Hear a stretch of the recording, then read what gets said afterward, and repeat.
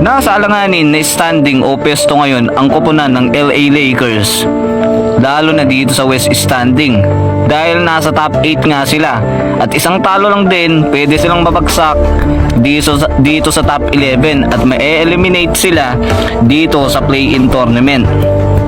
Ayon nga sa head coach ng Los Angeles Lakers na si JJ Redick o ang kampo ng Los Angeles Lakers, naghahanap nga ang Los Angeles Lakers ng isa pang legit big man para may kasama itong si Anthony Davis.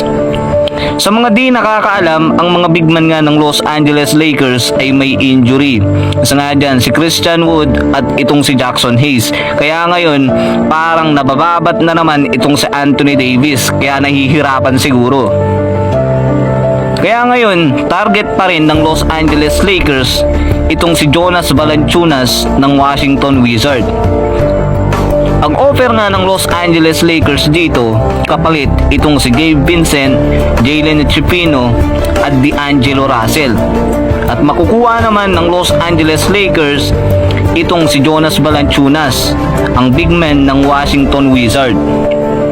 At kung sakali nga na pumayag itong koponan ng Washington Wizards, pareho naman ding hindi lugi itong dalawang koponan dahil meron ding D'Angelo Russell na makukuha itong Washington Wizards at ang Los Angeles Lakers naman ay makakakuha ng big man na katulad nga ni Jonas Valanciunas dahil yun nga ang target ng koponan ng LA Lakers. This video is sponsored by 1xBet. Get up to 12,000 pesos for your first cash deposit using the promo code LB1X. Sa pag-sign up, gamit ang link na nasa comment section. Tumingin at mag-bet sa mga paparating na basketball games tulad ng NBA, PBA at iba pa. At laging tandaan, bet responsibly. Para nga daw may makasabayan itong si Anthony Davis o may kapalit kung sakaling magkaroon siya ng injury o magpahinga, meron silang legit big men.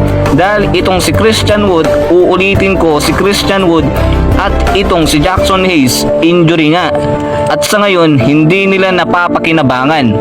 Kaya ang target ng LA Lakers talaga na makuha ay isang big man. Hindi point guard, hindi power forward, kundi big man. So para sa inyo, payag ba kayo na kunin ng Los Angeles Lakers itong si Jonas Valanciunas para may sama sa starting 5 at makabalik itong si AD dito sa power forward? At payag ba kayo na kasama si D'Angelo Russell dito sa trade? I-comment sa baba at aking babasa.